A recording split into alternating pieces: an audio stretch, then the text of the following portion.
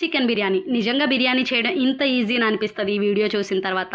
ప్రాసెస్లోకి వెళ్ళిపోయే ముందు ఫస్ట్ టైం మన ఛానల్ని చూస్తున్నట్లయితే ప్లీజ్ సబ్స్క్రైబ్ చేసుకోనండి. ఎందుకంటే మానిటైజేషన్ రూల్స్ మారాయి కదండి. సో మీ చిన్న సబ్స్క్రైబ్ ట్యాపింగ్ అనేది నాకు చాలా పెద్ద బూస్ట్ని ఇస్తుంది.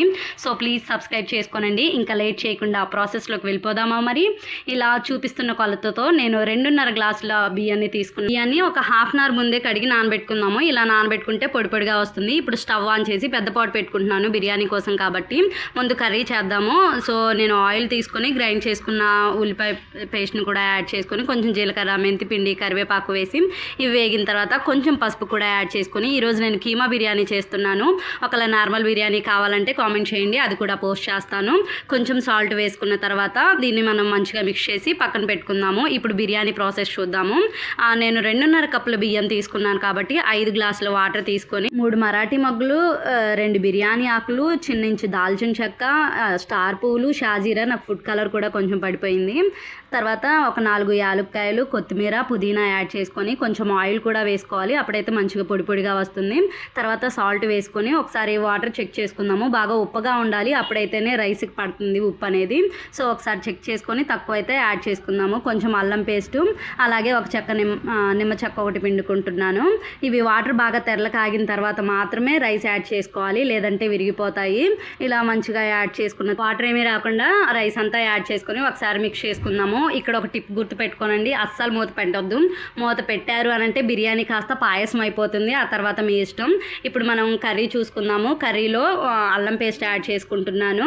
టేస్ట్కి సరిపడా కారం, ఉప్పు కూడా వేసుకోనండి. ఉప్పు చూసి వేయండి, ఎందుకంటే మనం ఆల్రెడీ రైస్లో వేసాం కాబట్టి కొంచెం తగ్గించి వేయండి. సో దీన్ని మంచిగా మిక్స్ చేసుకొని ఆయిల్ సపరేట్ అయ్యి పచ్చివాసన పోయేంత వరకు కుక్ చేసుకోవాలి. ఇప్పుడు రైస్ చూసుకుందాము. మ్యాక్సిమం 70 to 80% కుక్ అవ్వాలని చెప్పాను కదా.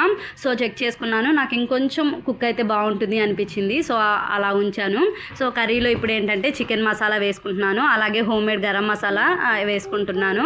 ఇది మన ఛానల్లో ఉంది, కావాలంటే చూడండి. కొంచెం పుదీనా, కొంచెం కొత్తిమీర యాడ్ చేసుకొని ఇవి కూడా ఒకసారి మంచిగా మిక్స్ చేసుకున్న తర్వాత ఈ కర్రీలో మనం కొంచెం తీసి పక్కకు పెడుతున్నాను, ఎందుకంటే లేయర్గా వేయాలి కాబట్టి. నా ఫోను బాగా హీట్ అయిపోయింది, అందుకనే నేను రైస్ వేసేది చూపించలేదు.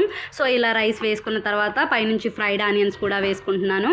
ఫ్రైడ్ ఆనియన్స్ తర్వాత పుదీనా, కొత్తిమీర కూడా యాడ్ చేసుకుంటున్నాను.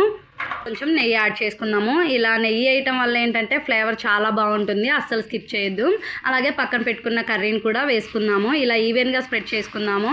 ఇలా వేయడం వల్ల టేస్ట్ బాగుంటుంది, రైస్కి ఆ కర్రీ ఫ్లేవర్ పట్టి చాలా బాగుంటుంది. చెప్పాను కదా, నా ఫోను బాగా హీట్ అయిపోయింది లైవ్ వీడియోస్ చేయడం వల్ల, అందుకనే రైస్ వేసేది నేను చూపించలేకపోయాను. ఇలా రైస్ వేసుకున్న తర్వాత పైనుంచి కొంచెం చికెన్ మసాలా, ఫ్రైడ్ ఆనియన్స్, అలాగే కొంచెం పుదీనా, కొత్తిమీర కూడా వేసుకున్న తర్వాత మళ్ళీ పైనుంచి గీ యాడ్ చేసుకోవాలి. డెఫినెట్గా గీ అస్సలు స్కిప్ చేయొద్దు.